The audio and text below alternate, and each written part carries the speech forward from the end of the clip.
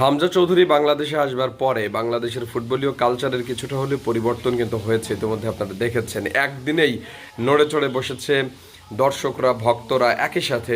ব্র্যান্ডিংয়ের জায়গাটা পরিবর্তন হচ্ছে, একটা পরিবর্তিত পরিস্থিতির মধ্য দিয়ে ফুটবল ফেডারেশন যাচ্ছে। গতকালকে দেখলাম যে ইউসিবি ব্যাংকের সঙ্গে চুক্তিবদ্ধ হয়েছে বাংলাদেশের, এবং ফাইন্যান্সিয়ালভাবে ফুটবল ফেডারেশন অনেক বেশি উপরের দিকে যাচ্ছে। এর আগের ফেডারেশনে যখন খেলা হয়েছে তখন নারীদেরকে বিভিন্ন দেশে কিন্তু পাঠানো হয়নি, টাকা নেই, অর্থ নেই, নানান গুঞ্জন আমরা শুনেছি। কিন্তু এই ফেডারেশনে এসে আমূল পরিবর্তনের চেষ্টা করছে। তো হামজার মতো বিগ নেম যদি বাংলাদেশে আসে, আসলে বিতর্কের একটা জায়গা রয়েছে যে সাকিব সেরা নাকি হামজা সেরা।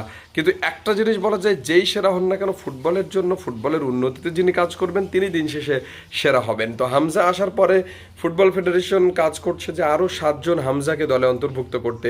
এই তালিকায় যারা রয়েছেন: Max Rahman, Quinn Sullivan, Ridwan Hannan, Zidan Mia, Farid Ali, Riasat Islam এবং সামিদ, তারা কিন্তু রয়েছেন। তো দেখা যাক তাদেরকে যদি দলে ভেড়ানো যায়, দলে অন্তর্ভুক্ত করা যায়। এর মধ্যে অনেকেই কিন্তু ইতিমধ্যেই দলে আন্ডার 23 খেলবার জন্য প্রিপেয়ার্ড হচ্ছেন।